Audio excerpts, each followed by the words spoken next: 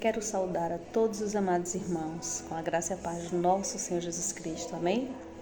Estamos aqui, alimentando este canal e alimentando as vidas com a palavra do Senhor, o pão que desceu do céu, a palavra de vida eterna, a que nos conduz, A palavra de Deus, ela é a manifestação do amor de Deus aos homens.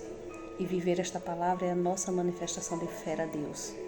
E que nós neste dia venhamos aprender mais um pouquinho com a palavra do Senhor. Amém? Eu quero compartilhar com os amados um texto que eu venho meditando, que se encontra lá em João 9, um texto muito conhecido sobre o cego de nascença, essa experiência incrível que ele passou, que ele viveu diante de Jesus Cristo. E é uma passagem muito conhecida, mas existem algumas lições que nós vamos aprender neste dia para a glória do Senhor Jesus. Amém? Vamos ler a palavra do Senhor? João, Evangelho de João, capítulo 9, a partir do versículo 1. A palavra diz assim: Ao passar, Jesus viu um cego de nascença. Seus discípulos lhe perguntaram: Mestre, quem pecou, este homem ou seus pais, para que ele nascesse cego? Disse Jesus: Nem ele, nem seus pais pecaram, mas isto aconteceu para que a obra de Deus se manifestasse na vida dele. Enquanto é dia, precisamos realizar a obra daquele que me enviou. A noite se aproxima quando ninguém mais pode trabalhar. Enquanto estou no mundo, sou a luz do mundo. Tendo dito isto, ele cuspiu no chão, misturou terra com saliva e aplicou-a aos olhos do homem. Então lhe disse: Vá lavar-se no tanque de Siloé, que significa enviado. O homem foi, lavou-se e voltou vendo. Seus vizinhos e os que anteriormente o tinham visto mendigando perguntaram: Não é este o homem que costumava ficar sentado mendigando? Alguns afirmavam que era ele, outros diziam não, apenas se parece com ele. Mas ele próprio insistia: Sou eu mesmo. Então, como foram abertos seus olhos? Interrogaram-no eles. Ele respondeu: Um homem chamado Jesus misturou terra com saliva, colocou-a nos meus olhos e me disse que fosse lavar-me em Siloé. Fui, lavei-me e agora vejo. Eles lhe perguntaram: Onde está este homem? Ele disse: Não sei. A palavra do Senhor, ela é muito linda. Nós vamos ficar por aqui, por enquanto. Vamos ler só até aqui. A vida, ela nos traz automaticamente situações a serem questionadas, Muitas vezes, por diversas vezes, nos pegamos perguntando a nós mesmos, ou às pessoas, ou até mesmo a Deus, o porquê de algumas situações preocupantes, algumas situações de risco, Por exemplo, por que, meu Deus, de tal coisa? Por que isso está acontecendo? Por que logo comigo?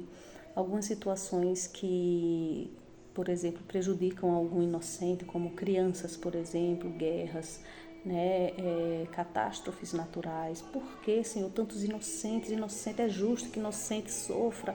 Então, assim, diversas vezes nos questionamos, alguma situação.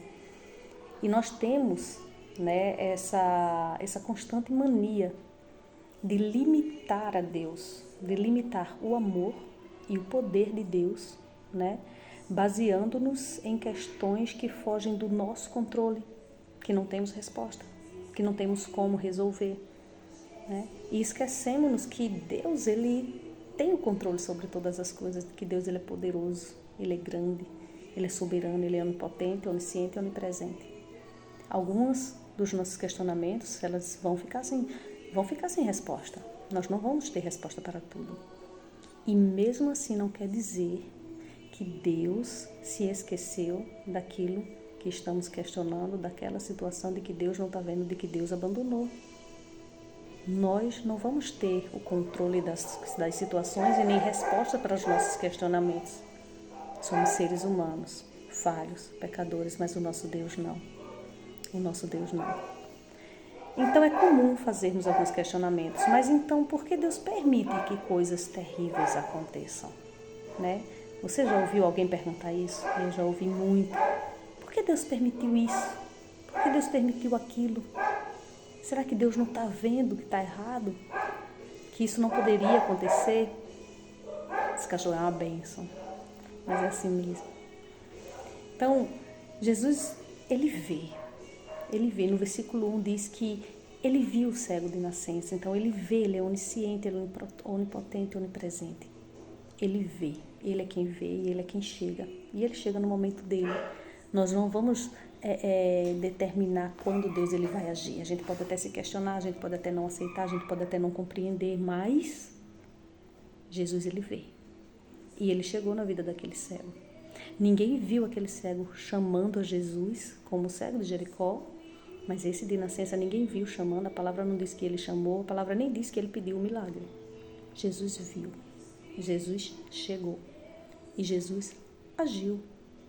Então saiba de uma coisa, independente da situação que você está passando, Jesus ele vê, saiba que ele vê e ele se compadece dos dele. Mas ele vai agir no momento oportuno. Ele vai chegar e ele vai agir, né? No versículo 2 a gente vê ali um discurso, uma breve discussão acerca daquele problema, né? Do cego de nascença. Por que ele nasceu cego? Quem pecou? Né? Antigamente, nessa época, achava-se que todo sofrimento, né? A doença, a deficiência, né? As coisas aconteciam às pessoas devido ao pecado como um castigo de Deus. Eles acreditavam que Deus castigava as pessoas, seja a pessoa que nasceu com aquela deformidade, naquela situação, ou seus pais, porque passava de geração em geração, era assim que eles criam, né?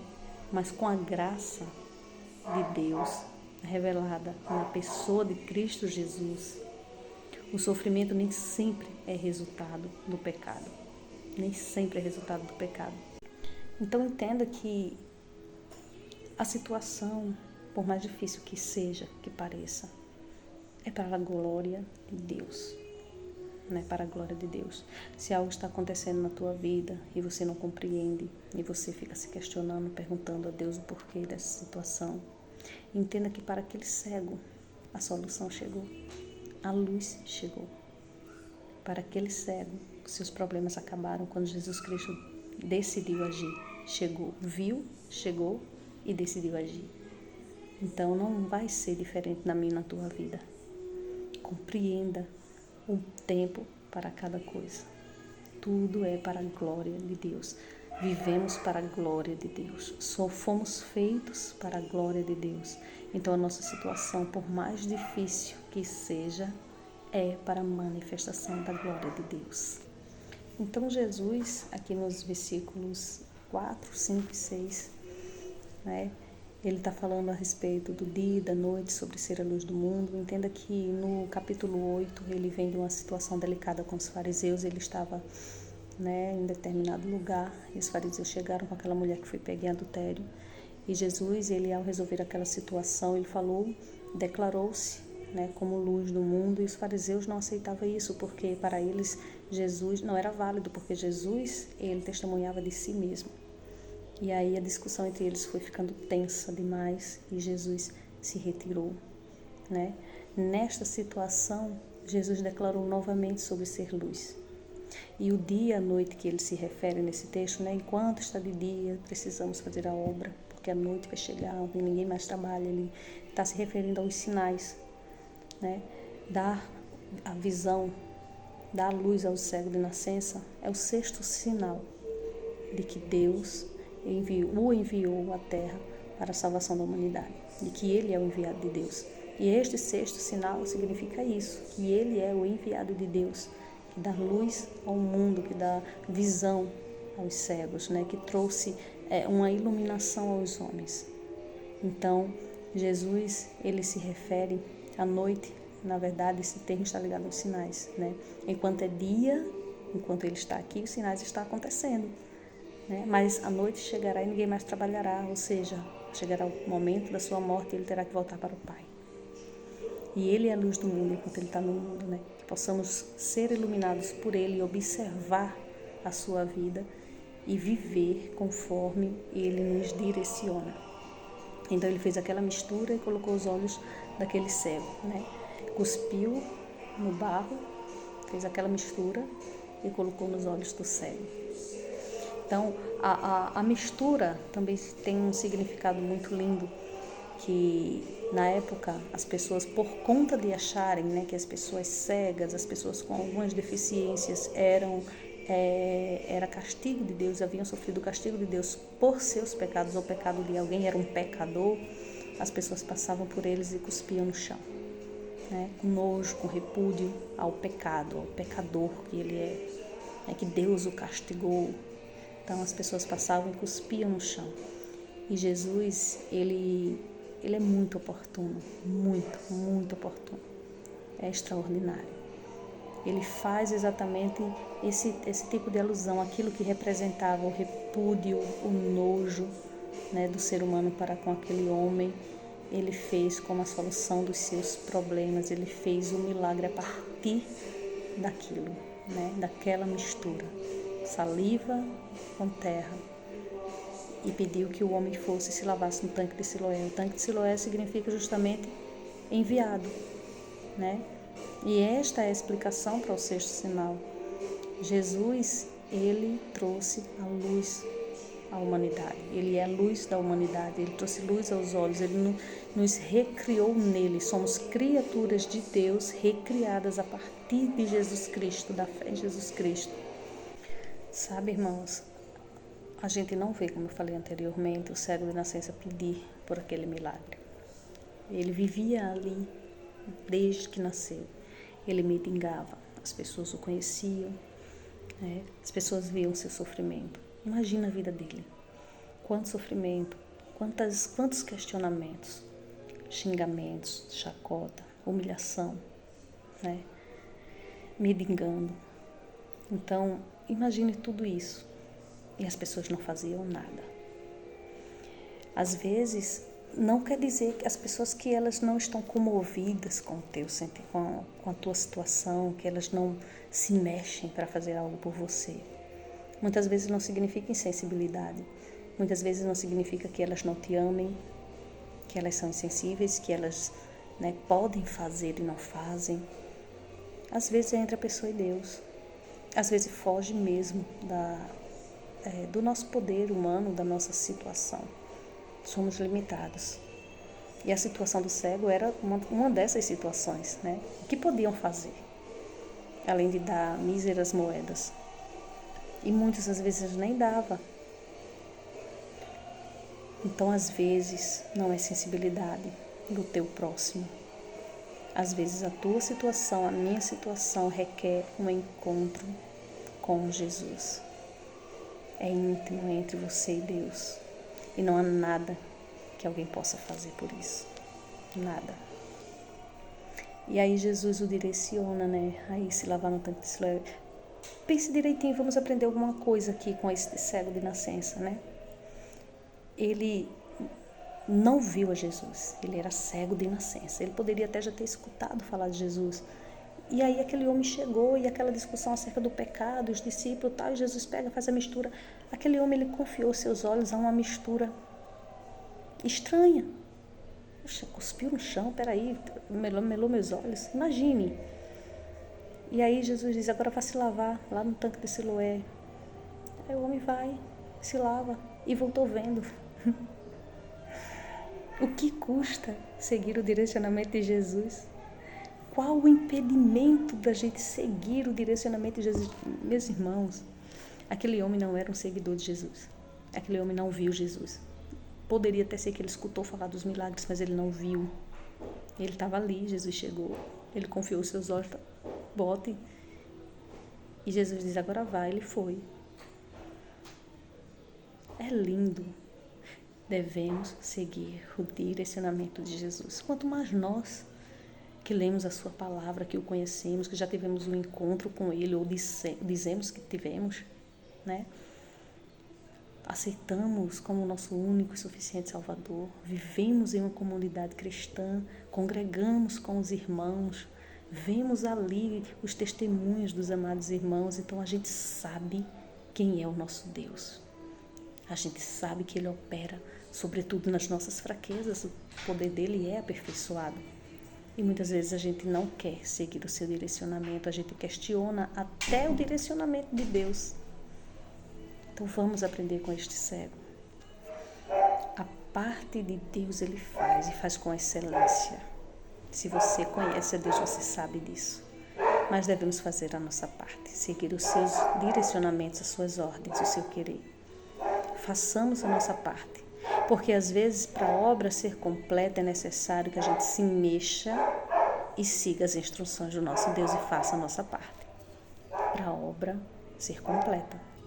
E aí agora, a partir do versículo 8, começam as especulações, que ele voltou vendo uma situação incrível, né?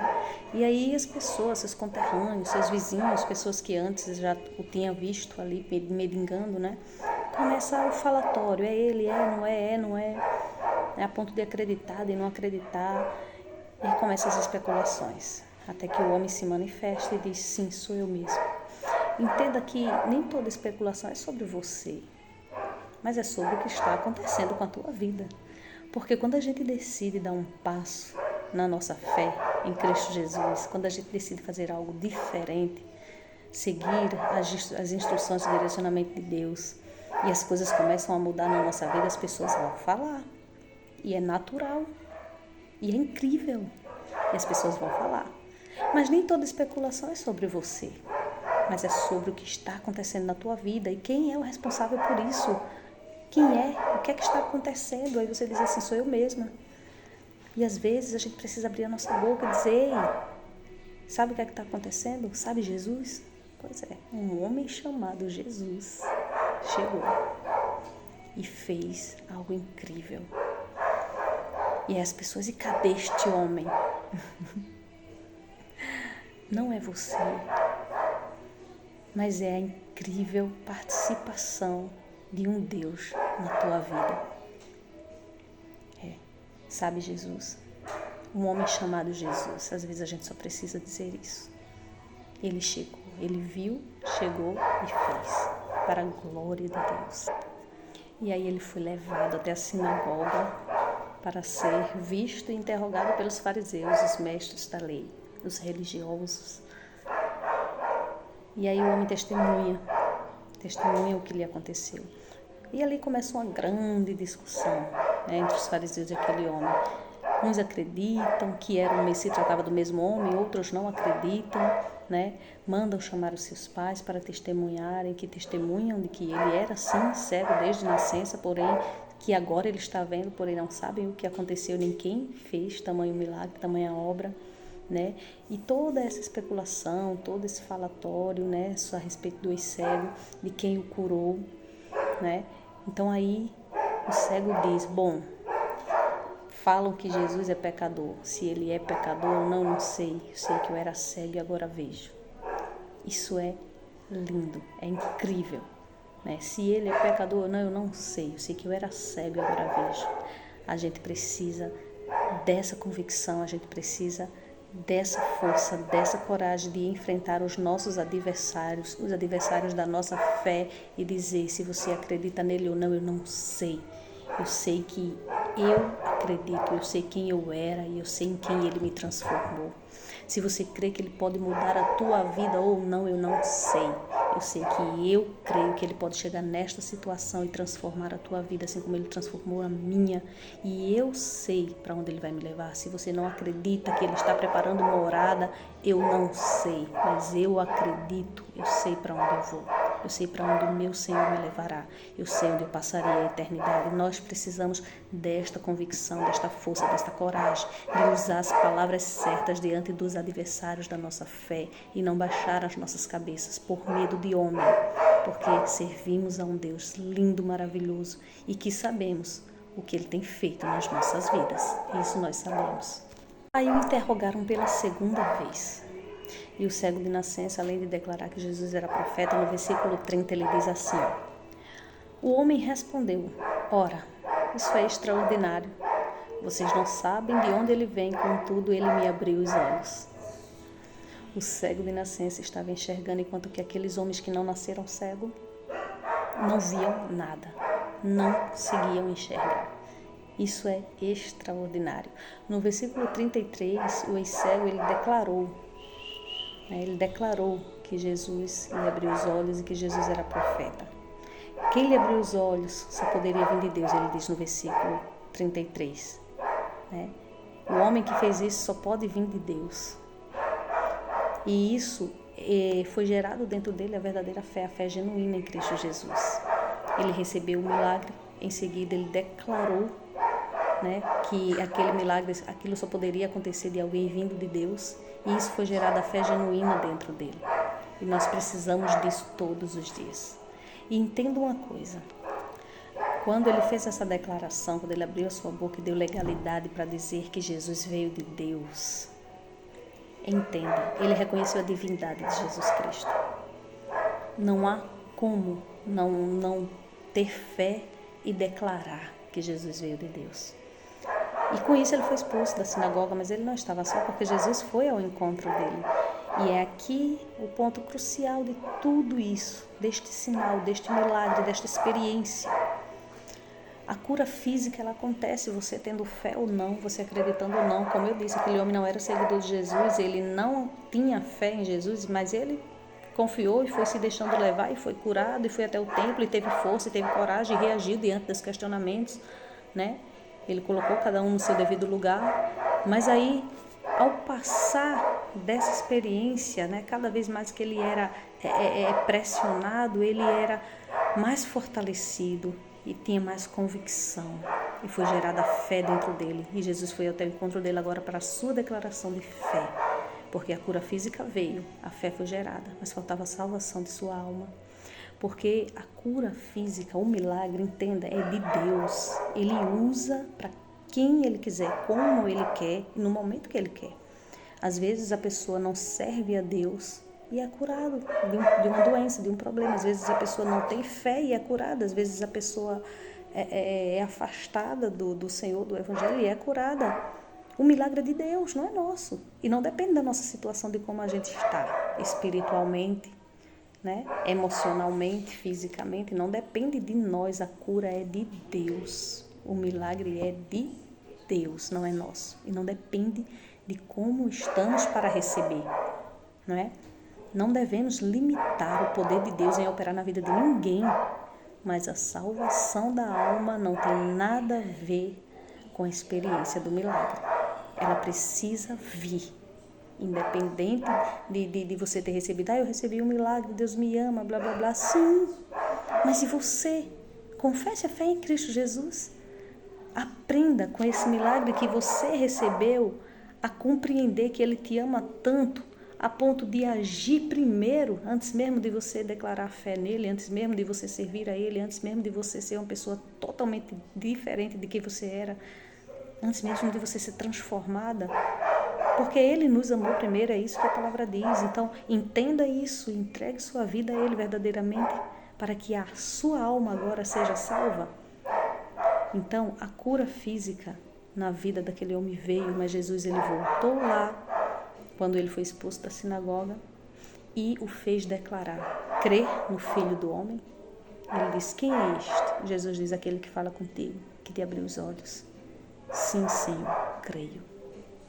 Então, Jesus, Ele nos dá todos os dias uma oportunidade de declarar a nossa fé nele, independente das bênçãos que Ele já nos dá cotidianamente, independente do ar que respiramos ao nos levantar toda manhã, independente das bênçãos materiais, independente da porta de emprego, independente de um bom casamento, de um bom relacionamento, independente de um filho que você tem pedido tanto ao Senhor, independente de tudo isso, Ele também te dá a oportunidade todos os dias de declarar fé nele, entregar a tua vida a Ele, viver uma vida diferente, genuína para a glória de Deus.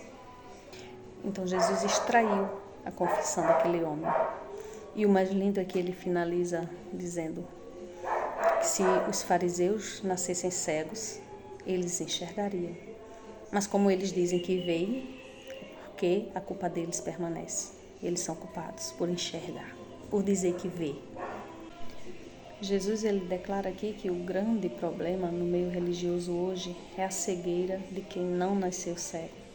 Ou seja, é a falta de interesse por aprender mais da palavra do Senhor. A prova disso são os estudos bíblicos. Observe na sua congregação, nas demais congregações, o interesse pela palavra, pelo ensino da palavra. Veja os cultos de orações.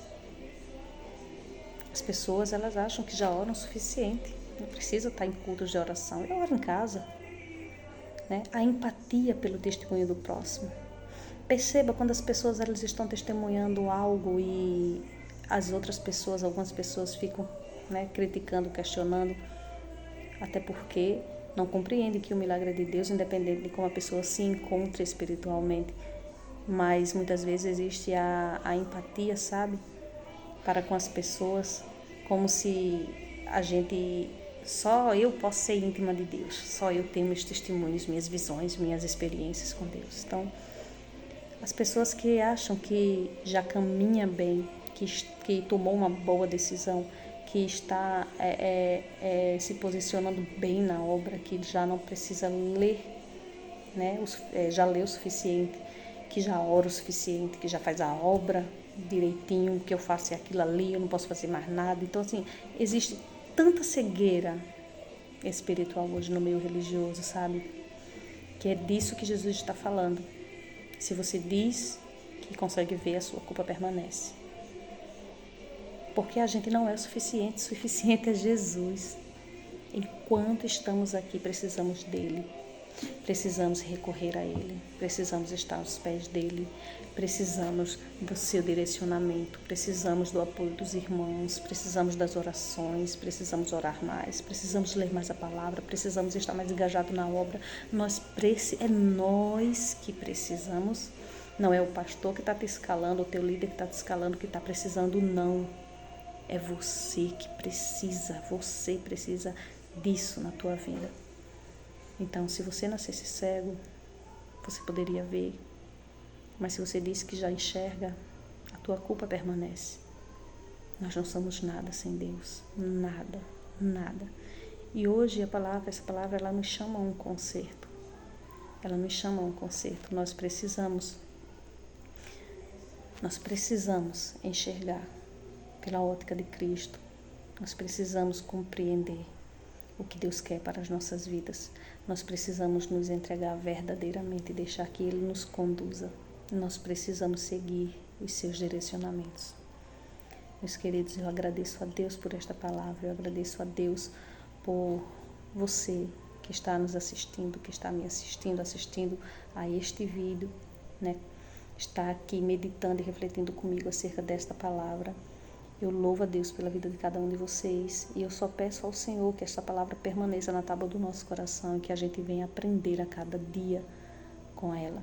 Porque a palavra é de Deus, a palavra não é minha, a palavra é de Deus, certo? E eu louvo a Deus, estarei orando por cada um que assiste aos vídeos, que Deus os abençoe em nome de Jesus.